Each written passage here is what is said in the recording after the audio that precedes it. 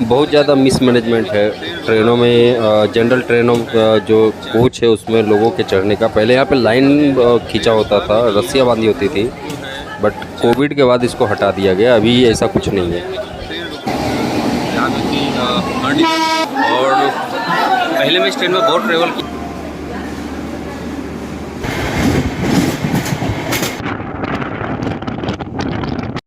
तो दोस्तों good evening. आज फिर से एक नए ब्लॉग में आप लोगों का स्वागत है। और आज की जो हमारी जर्नी है वो है नई दिल्ली रेलवे स्टेशन से पटना के बीच में, और सबसे इम्पोर्टेंट ट्रेन जिसके बारे में हम बात करते हैं, संपूर्ण क्रांति, जो कि पटना ट्रेवल करने वालों का सबसे पहला पसंद होता है। तो चलिए, ट्रेन आता है, लगता है, फिर हम बताते हैं कि किस तरह से ये हमारा जो ट्रेवल है ये प्लान हुआ है, और अनशेड्यूल्ड ट्रेवल प्लान हुआ है, और किस तरह से हमारा टिकट कंफर्म हुआ है और वो भी अपग्रेड हुआ है। तो सारी चीज़ हम बात करेंगे। पहले ट्रेन आने दीजिए, दिखाते हैं सब चीज़ें, और उसके बाद हम जानकारी आपके साथ शेयर करते हैं। ये खुल रही है हमारी हावड़ा राजधानी। 4:50 में टाइम है इसका, और 4:50 में राइट टाइम यहाँ से डिपार्चर किया है। तो दोस्तों टाइम हो चुका है 5:05 और 16 नंबर प्लेटफॉर्म पे संपूर्ण क्रांति को लगाया जा रहा है। और सामने देख सकते हैं कितना सारा भीड़ है, जो कि जनरल का भीड़ है, जनरल कोच का। इस ट्रेन में 4 जनरल कोच दिया गया पीछे के साइड में, जबकि 6 स्लीपर है। मुझे लगता है कि इतने इम्पोर्टेंट ट्रेन, जिसको कि इतना ज़्यादा इम्पोर्टेंस दिया जाता है यहाँ से पटना के लिए, इसमें स्लीपर क्लास एटलीस्ट ज़्यादा होना चाहिए था। एटलीस्ट 10 तो ज़रूर होना चाहिए था, जबकि पहले इसमें 9 स्लीपर क्लास था, बाद में घटाकर इसमें 6 कर दिया गया। तो दोस्तों ट्रेन रुका भी नहीं है, और लोग दौड़ कर इसमें चढ़ना स्टार्ट कर दिए। जहाँ से उनको सीट मिलने के लिए जो भी उम्मीद लगता है, चाहे वो खिड़की हो चाहे गेट हो, हर जगह पे लोग लटके हुए हैं ताकि सीट मिल सके। और हो भी क्यों नहीं, 13 घंटा का जर्नी है और उनको इसी ट्रेन में सफ़र करना है। और स्लीपर में जनरल में इतना ज़्यादा रश होता है कि लोगों को एटलीस्ट सीट तो चाहिए होता है, ख़ास करके अगर कोई फैमिली के साथ ट्रैवल कर रहा है तो देख सकते हैं सामने में जो रश है ये जनरल क्लास का है। अभी तो यहाँ पे ये भी नज़ारा आपको देखने के लिए मिल जाएगा कि किस तरह से लोग खिड़कियों से ट्रेन के अंदर जाते हैं, किसी तरह से गेट को खोला जाता है, एक पे एक बंदे सवार होकर के ट्रेन के अंदर इंटर करते हैं।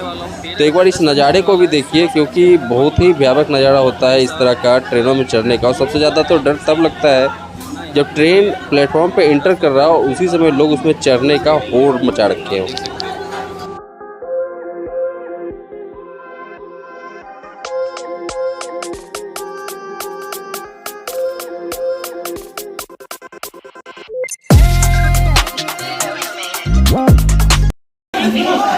देख सकते हो दोस्तों, पीछे जो भीड़ है वो पूरा का पूरा जो है संपूर्ण क्रांति का भीड़ है, और बंदे इधर से खाली है।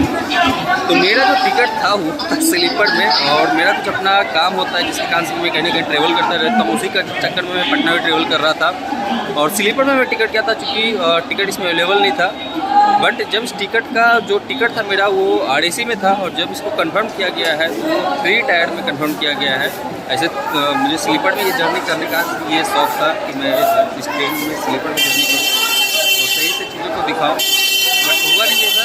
G6 से हमारा जो चलते G6 में इसके अंदर 2 टायर है, और एक फर्स्ट क्लास है और एक ये भी है। तो चलते 76 का इसका जो एवरेज स्पीड 130 का 8 स्पीड से जो आपका हाईएस्ट स्पीड हम ले सकते हैं। तो चलिए चलते हैं। जनरल का आप देख सकते हो क्या नज़ारा है, पूरा का पूरा जो जनरल है वो पैक हो चुका है। ऐसा है दोस्तों, पैर रखने का जगह नहीं होता इस ट्रेन में, क्योंकि लाइफ के साथ मेरा एक्सपीरियंस रह चुका है इस ट्रेन का। और पहले मैं इस ट्रेन में बहुत ट्रैवल किया करता था जब मैं घर जाता था, क्योंकि मैं खुद बिहार से बिलोंग करता हूँ। बट जब से मेरा घर जाना ज़्यादा करके बंद हुआ, तब से इस ट्रेन में ट्रैवल करना भी मेरा बंद हो चुका है। अब मैं भाया गया होकर के जाता हूँ, तो मैं उधर के ट्रेनों का ज़्यादा मुझे एक्सपीरियंस मिल चुका है। तो चलिए चलते हैं कोच में, क्योंकि 10 मिनट बचा है ट्रेन और डिपार्ट लेने में, उससे पहले कोच पहुँचते हैं।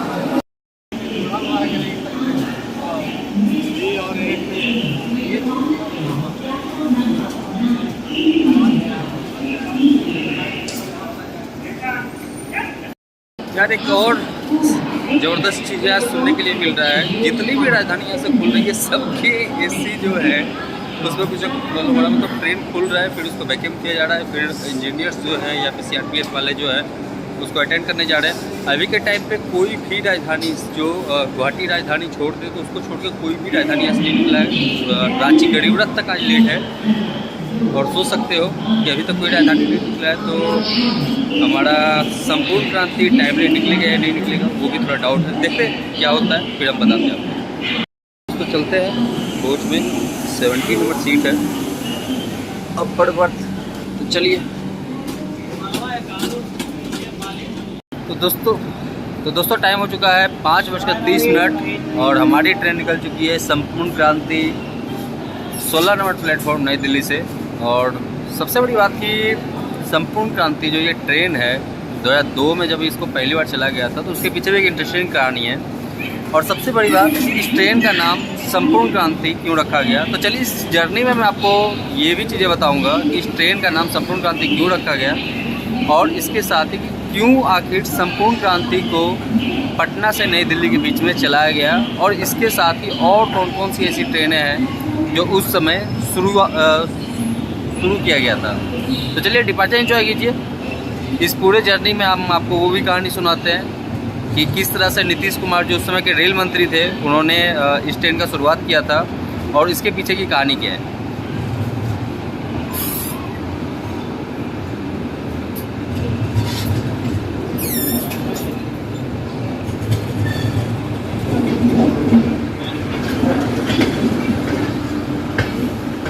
और ये है थोड़ा खतरनाक एरिया, इसलिए थोड़ा सा मुझे मोबाइल को ऊपर रखना पड़ता है क्योंकि यहाँ पे बहुत सारे लोगों का चोरी ऑलरेडी मोबाइल हो चुका है, बहुत सारे ब्लॉगर जो भी है। चलिए चलते हैं अंदर।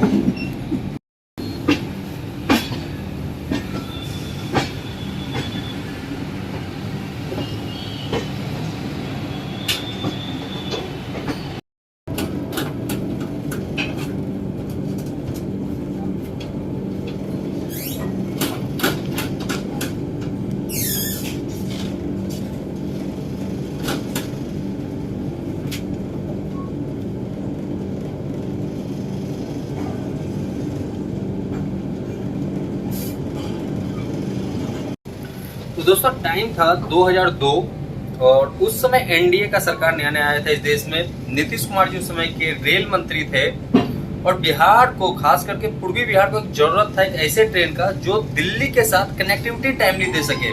उससे पहले इंडिया पटना से नई दिल्ली आने के लिए कुछ ट्रेनें थी बट उसमें जो इम्पोर्टेंस होता था लोगों के लिए उसमें ज्यादा नहीं होता था।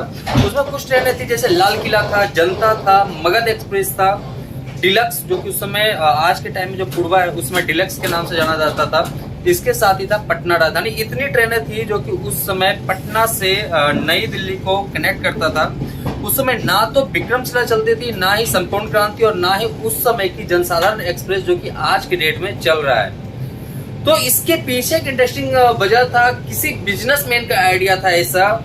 जब इस तरह के कनेक्टिविटी का शुरुआत किया गया था, बहुत सारे ऐसे बिजनेसमैन थे जो कि पटना से दिल्ली के लिए ट्रेवल किया करते थे। उनको टाइमली आना जाना होता था, लो पोस्ट में आना जाना होता था। क्योंकि बिहार में भी धीरे धीरे एनडीए का एक वर्चस्व बढ़ रहा था उस समय, तो इसलिए जरूरत था कि वहां से धीरे धीरे जो है बिजनेस का कनेक्टिविटी नई दिल्ली के लिए मिल सके। तो चलिए किस तरह से हुआ था इसकी शुरुआत, किस तरह से और क्या देख करके रखा गया था इस ट्रेन का नाम, वो भी हम आपको बताते हैं। पहले हम दिखाते हैं आपको गाजियाबाद का स्कीम।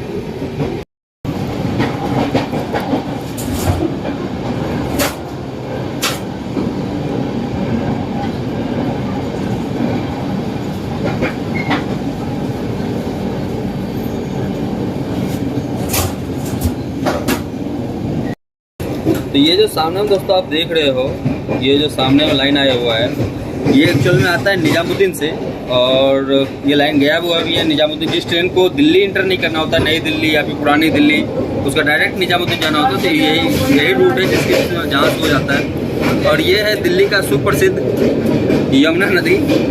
यमुना कम नाला ज़्यादा है बट क्या करें, नदी है तो बोलना पड़ेगा कि यमुना नदी है।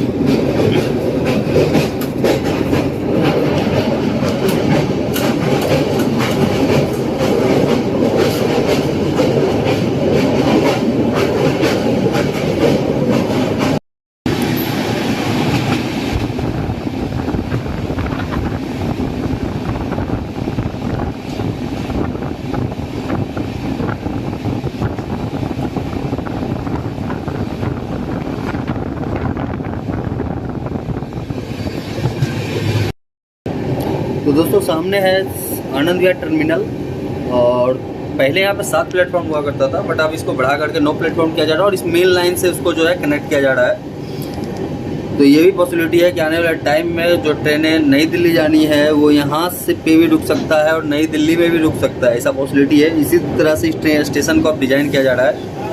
तो चलिए अब थोड़ा सा नया जो प्लेटफॉर्म में नया जो लुक है आनंद विहार टर्मिनल का, वो लुक एक बार देखिए।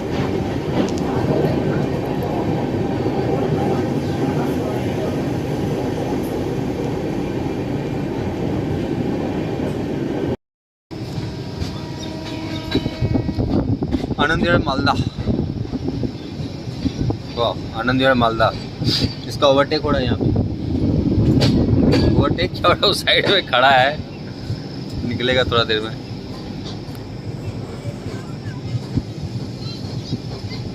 चलिए वो भी खुल गया। वो एक्चुअल में आनंद विहार से आने वाला जो लाइन है वो है, और हम लोग जो है वो नई दिल्ली वाले लाइन से है, और पीछे साइड में दूसरे गेट पे हमारा जो है उधर पुरानी दिल्ली से जो लाइन आएगा वो आकर के मिलेगा। मतलब तीनों लाइन जो है साहिबाबाद पहुँचते पहुँचते तीनों लाइन मिल जाती है।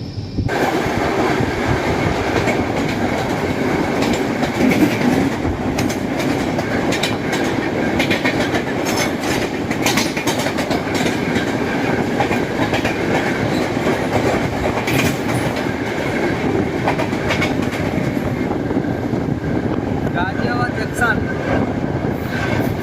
माड़ीपत तक इस ट्रेन का जो एवरेज स्पीड होता है वो लगभग हाईएस्ट स्पीड जो होता है 90 तक का होता है, और माड़ीपत के बाद ये अपने 130 का स्पीड में आ जाता है। बट गाजियाबाद में जो है अच्छे स्पीड में क्रॉस कर रही है, स्पीड कर रही है। तो अभी देखिए दोस्तों आप लोग गाजियाबाद का स्पीड कितना फास्ट स्पीड है।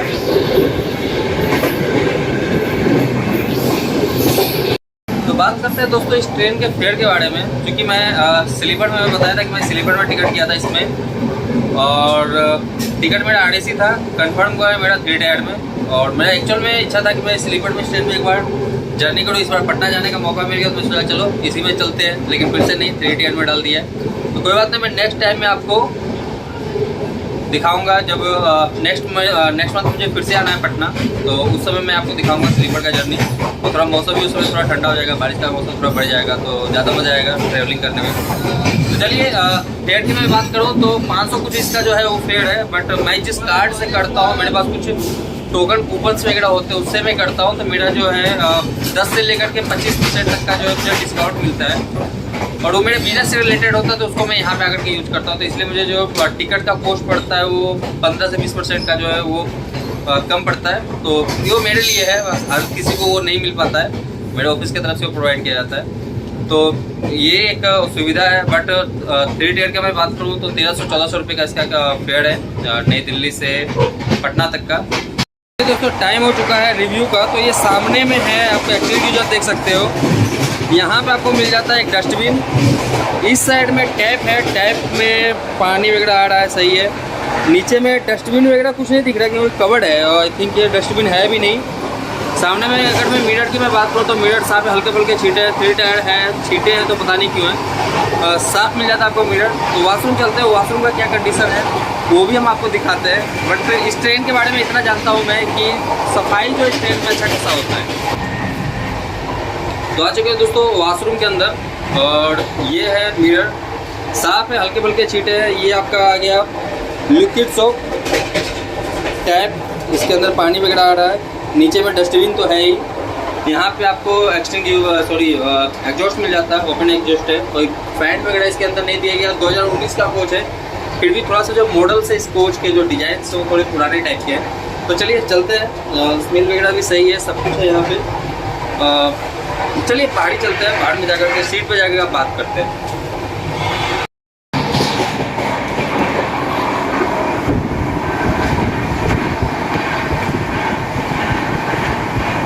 ट्रेन के खुलने की जो कहानी थी, तो सबसे पहले जब बात करते हैं कि जब 2000 से पहले 2002 से पहले तक जिस तरह से मैं आपको बता रहा था कि उस समय ये सारे ट्रेन नहीं था, कोई फास्ट वैसा ट्रेन नहीं था।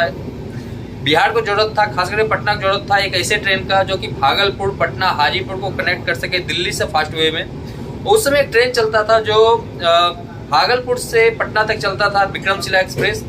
और श्रमजीवी जो सॉरी आज के डेट में जो मगध चलती है इस्लामपुर से, वो चलता था इस्लामपुर से नई दिल्ली के लिए। उसमें कुछ कोच जो है उसका कनेक्ट किया जाता था पटना में, फिर उसको अटैच करके दिल्ली के लिए भेजा जाता था। 2002 में ये सारे सिस्टम को नीतीश कुमार जो समय के मुख्य रेल मंत्री थे उन्होंने खत्म किया। इस्लामपुर जो मगध एक्सप्रेस है उसको फ्रीक्वेंट कर दिया गया इस्लामपुर से नई दिल्ली के लिए, स्टॉपेजेज बढ़ा दिए गए। विक्रमशिला को शुरू किया गया डेडिकेटेड दिल्ली तक। पटना तक उसके मल्टीपल स्टॉपेज थे, बट पटना के बाद उसका जो स्टॉपेज था वो बंद कर दिया गया। टेक्निकल स्टॉपेज सिर्फ मुगलसराय जो कि आज के डेट में पंडित दीनदयाल उपाध्याय है, और साथ में कानपुर सेंट्रल दिया गया था। ये दोनों टेक्निकल स्टॉपेज थे, यहाँ पे कोई भी कमर्शियल टिकट उस समय अवेलेबल नहीं था। उसी के हिसाब से उसी के तर्ज पे शुरू किया गया था। इस ट्रेन की शुरुआत हुई थी संपूर्ण क्रांति की, और ये जो शुरुआत थी ये 1975 में जो पूरे इंडिया के अंदर एक तरह से क्रांति आया था उसको संपूर्ण क्रांति का नाम दिया गया था। उसके नाम पे इस ट्रेन का नाम दिया गया था संपूर्ण क्रांति, और 2002 में इसकी शुरुआत हुई थी। और इसमें भी जो है नई पटना राजेंद्र नगर के बाद पटना के बाद नई दिल्ली के बीच में कोई भी कमर्शियल स्टॉपेज नहीं था। और ये स्टॉपेज जो था दो कानपुर और मुगलसराय, ये सिर्फ कमर्शियल स्टॉपेज था। वो भी ज़्यादा देर के लिए नहीं होता था, क्योंकि मैं फर्स्ट टाइम जब मैं दिल्ली आया था 2005 में, मैं इसी ट्रेन से आया था। वो जर्नी भी जो है मेरा सबसे इंटरेस्टिंग जर्नी है मेरी लाइफ की। वो जो जर्नी था किस तरह से मैं फर्स्ट टाइम आया था दिल्ली, तो वो भी मैं आपको शेयर करूँगा जब मैं दूसरी बार इस ट्रेन में आऊँगा तब। अभी के लिए यहीं तक रखते हैं। और ये था इस ट्रेन की पूरी स्टोरी, जो कि शायद से किसी को पता हो, बहुत सारे लोगों को नहीं भी पता होगा। जो उस समय के लोग होंगे उनको ज़्यादा करके पता होगा। तो ये था विक्रमशिला स्टार्ट करने की कहानी, इस ट्रेन को चलाने की कहानी, और साथ में मगध एक्सप्रेस को चलाने की कहानी। और उसी समय शुरू किया गया था एक और ट्रेन जिसका नाम दिया गया था जनसाधारण एक्सप्रेस, और उसका भी जो स्टॉपेज था कानपुर और साथ में मुगलसराय, वो दोनों जो था वो कमर्शियल था। तो चलिए कोच में चलते हैं, आगे की जर्नी अब करते हैं, क्योंकि इंटरेस्टिंग होने वाली है जर्नी, कुछ अलग होने वाली है जर्नी। तो चलिए उस जर्नी को अब एंजॉय करते हैं।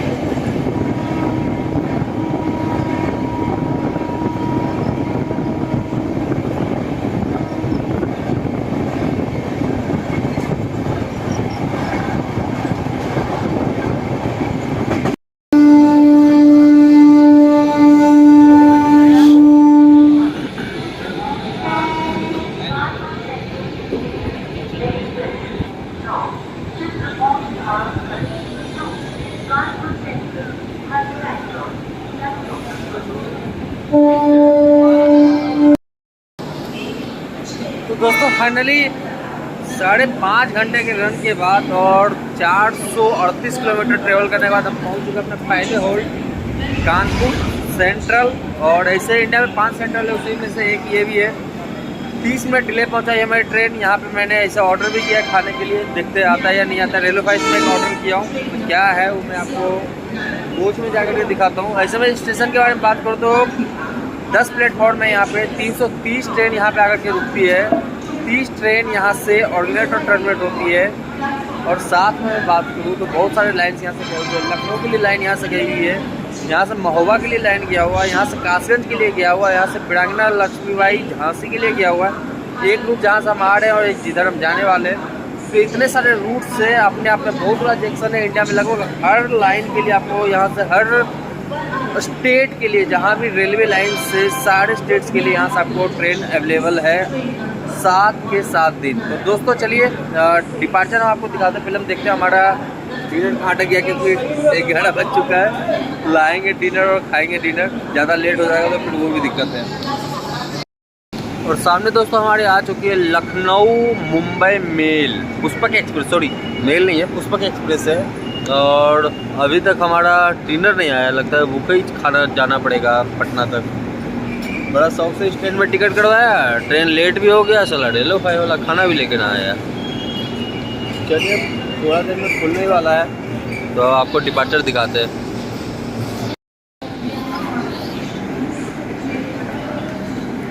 तो दोस्तों फाइनली 10 मिनट का स्टॉपेज के बाद हमारी ट्रेन खुल चुकी है कानपुर सेंट्रल से। और रेलवे फाइव से जो मैं ऑर्डर किया था वो फाइनली यहाँ पे तो डिलीवर नहीं हुआ है। तो चलिए उधर से जब हम रिटर्न होते हैं तो उस समय मैं फिर से रेलवे फाइव से ट्राई करूँगा। बट आई थिंक इधर रेलवे फाइव का सर्विस इतना अच्छा नहीं है जितना कि आपको वेस्ट साइड में देखने के लिए मिल जाता है, भोपाल वगैरह भी देखने के लिए मिल जाता है। तो चलिए गेट को ऑफ करते हैं बंद, चलते हैं सोते हैं। आपसे मिलते हैं मॉर्निंग में दीनदयाल उपाध्याय मुगलसराय में।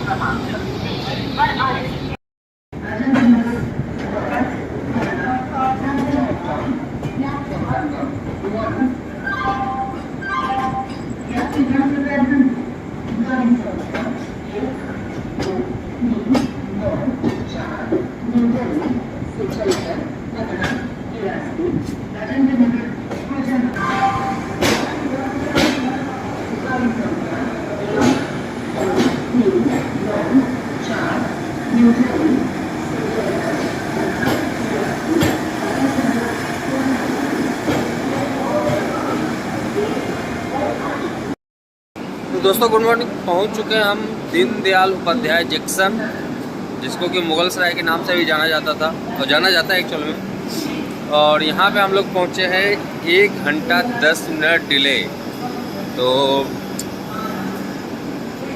कानपुर से आधा घंटा डिले, यहाँ 1 घंटा 10 मिनट डिले हो गए, तो अच्छा खासा डिले हो चुका है। अगर मैं मुगलसराय के बारे में बात करूँ तो इसका कोड है DDU और 282 ट्रेन यहाँ पे आकर के आज की डेट में रुकती है। 8 प्लेटफॉर्म में यहाँ पर 9 जो है ट्रेन यहाँ से ऑल्टरनेट और टर्मिनेट होता है। तो चलिए यहाँ पे सबसे बड़ा मार्शलिंग यार्ड है और सबसे बड़ी चीज़ है कि यहाँ से एक लाइन जो है बनारस के लिए गई हुई है, काशी के लिए गई हुई है। और एक लाइन जो है गया होते हुए, धनबाद होते हुए जो है निकल गई है हावड़ा के लिए, या फिर बोलिए तो रांची के लिए।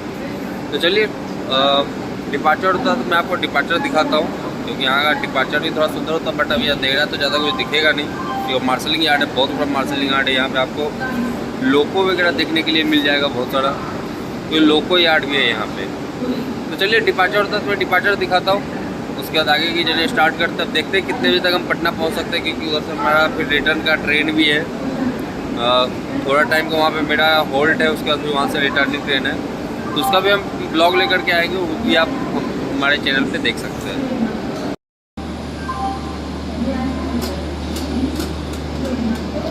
तो फाइनली दोस्तों 10 मिनट 7 मिनट होल्ड हुआ होगा यहाँ पे, और हमारी ट्रेन खुल चुकी है यहाँ से। और अब जो नेक्स्ट स्टॉपेज है वो है पटना जंक्शन। अब देखते हैं कितना डिले पहुँचते हैं वहाँ या फिर ऑन टाइम पहुँचते हैं, क्योंकि यहाँ से जो पटना का जो एवरेज स्पीड है वो थोड़ा कम है, तो पॉसिबिलिटी है कि थोड़ा मेकअप हो। अब देखते हैं क्या होता है।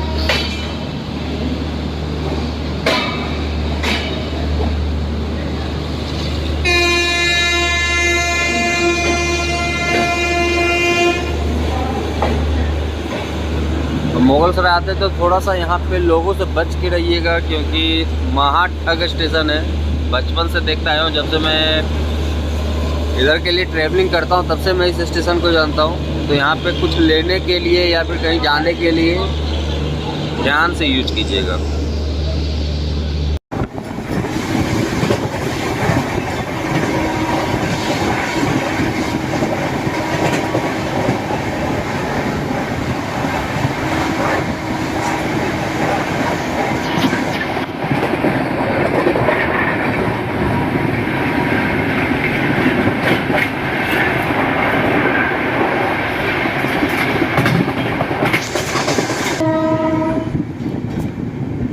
अभी दोस्तों हम लोग स्किप कर रहे हैं बक्सर, बिहार का एक और इम्पोर्टेंट स्टेशन।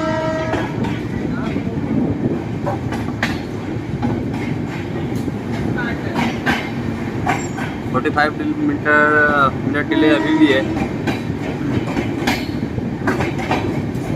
और कुछ टाइम पहले जब अग्निवीर के नाम से जो उत्पात मचाया गया था बिहार में, वो इस स्टेशन पे भी हुआ था और ये स्टेशन भी उसका गवाह रहा है।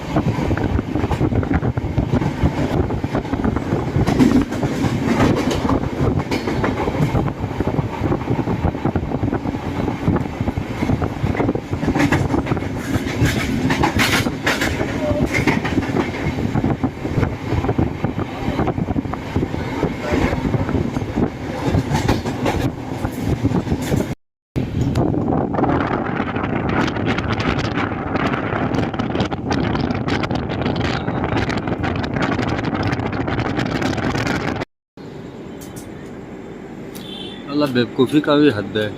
उधर से ट्रेन आ रही है और लोग ट्रैक पे खड़े हैं। खैर है आई थिंक गुड्स ट्रेन है तो इसलिए स्लो है।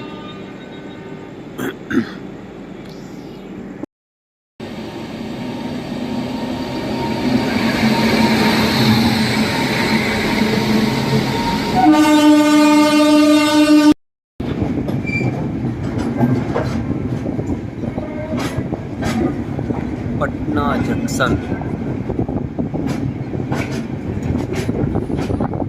तो दोस्तों बिहार में श्रावणी मेला चल रहा है। बिहार के पूरे देश में श्रावणी मेला का समय है और यहाँ की जो सुप्रसिद्ध मंदिर है देवघर, वहाँ पे लोग जल चढ़ाने के लिए जाते हैं, तो उसका एक भीड़ आपको यहाँ पे जरूर देखने के लिए मिलेगा। तो दोस्तों एक्चुअल में कल शाम में मैं आपको रिव्यू नहीं दे पाया था कोच का, क्योंकि पैसेंजर्स बैठे हुए तो उन्होंने अलाउ नहीं किया था कोच का रिव्यू देने के लिए, क्योंकि लेडीज वगैरह कुछ बैठी हुई थी।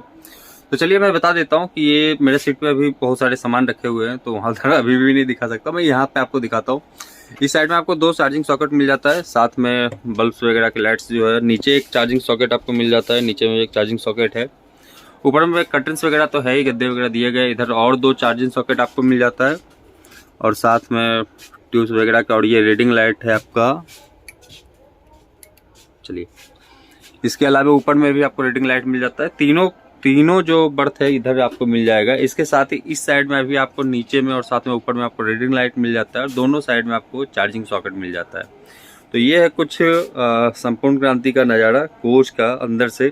सफाई के बारे में मैं बात करूँ तो सफाई एवरेज है, आज की डेट में मुझे देखने के लिए नहीं मिला है सफाई, बट फिर भी ठीक है, ओवरऑल एक्सपीरियंस सही रहा है। तो दोस्तों फाइनली हम लोग पहुंच चुके हैं पटना जंक्शन। 998 किलोमीटर जर्नी तय किया, और ट्रेन पहुंची आधे घंटे डिले। बीच में 10-15 मिनट डिले हुआ था, फिर इधर और डिले, मतलब 10-15 मिनट डिले ही था, बट इधर और ज़्यादा डिले हुआ तो आधे घंटे डिले यहाँ पहुँचे। पटना जंक्शन के बारे में बात करूँ तो यहाँ पे 10 प्लेटफॉर्म है, 218 ट्रेन आज की डेट में रुकती है यहाँ पे, और साथ में 68 ट्रेन यहाँ से ऑर्डिनेट और टर्मिनेट होती है। बगल में महावीर मंदिर है, सुप्रसिद्ध मंदिर है पटना का। तो चलिए, मुझे जाना है राजेंद्र नगर, तो मैं देखता हूँ इसी ट्रेन से जाता हूँ किसी और ट्रेन से, क्योंकि मुझे कहीं और निकलना है। तो जल्दी से पहले मैं पहुँचता हूँ राजेंद्र नगर।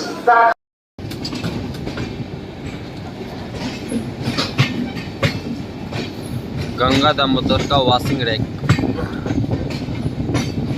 ये भी धनबाद जाने के लिए यहाँ से अच्छा ट्रेन है। वाया गोमू, वाया आपको गया होकर भी जाती है। ये